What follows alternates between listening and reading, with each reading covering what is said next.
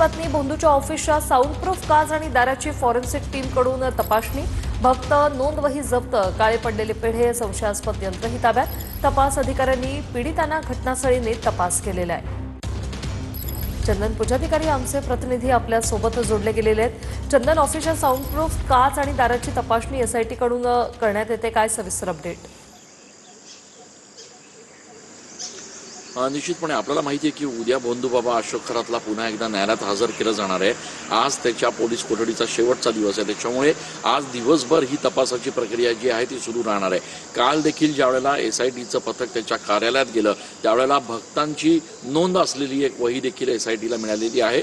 त्यासोबतच या ठिकाणची जी काच आहे ती बुलेट प्रूफ काच आहे का याचा देखील तपास काल एसआयटी मार्फत करण्यात आला।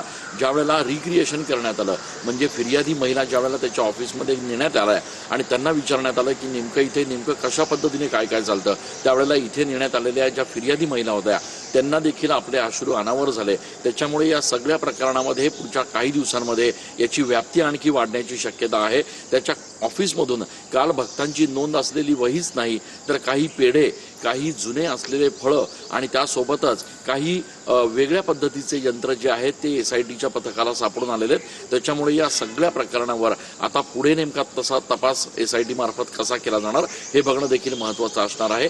यासोबतच उद्या ज्यावेळेला त्याला न्यायालयात हजर केलं जाईल त्यावेळेला न्यायालय नेमका काय निर्णय देणार हे देखील बघणं महत्त्वाचं असणार आहे।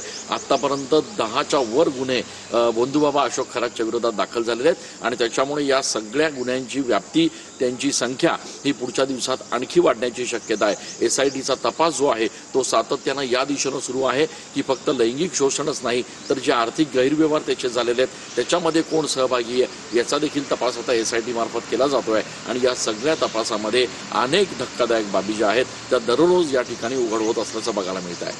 धन्यवाद चंदन, तुम्ही दिलेल्या या माहितीसाठी।